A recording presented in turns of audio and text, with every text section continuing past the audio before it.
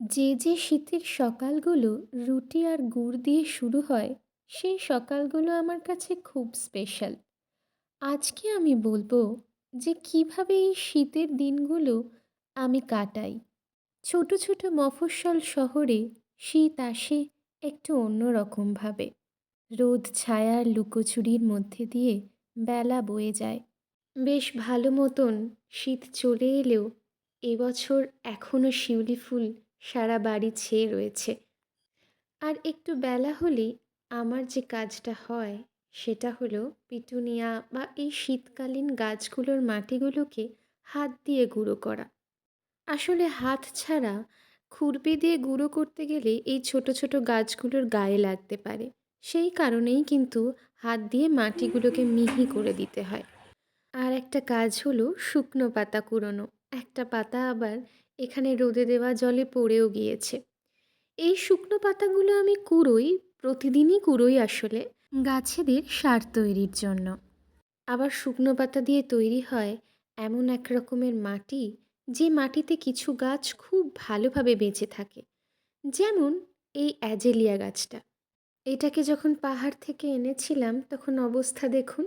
আর এখন দেখবেন, তার আগে দেখিয়ে নিই আমার পাতা দিয়ে তৈরি মাটির একটা নমুনা।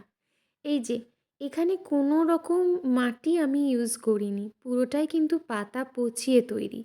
গত বছর শীতে এই স্পেশাল মাটিটা আমি তৈরি করেছিলাম আমার পাহাড় থেকে আনা অ্যাজেলিয়ার জন্য। আজ দেখুন ও কতটা বড় আর সতেজ। মার্চে যদি ফুল আসে তাহলে নিশ্চয়ই দেখাবো।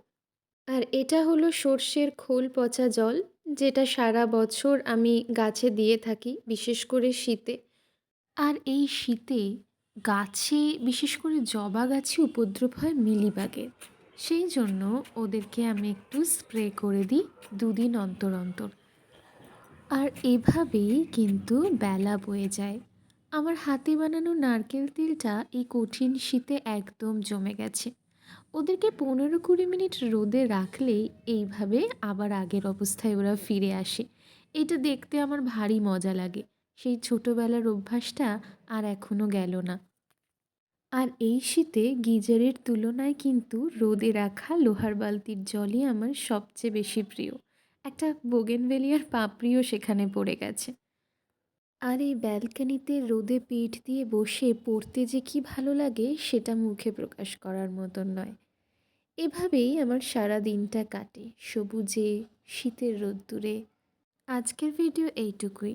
যদি ভালো লাগে তাহলে অবশ্যই লাইক, কমেন্ট আর সাবস্ক্রাইব করবেন।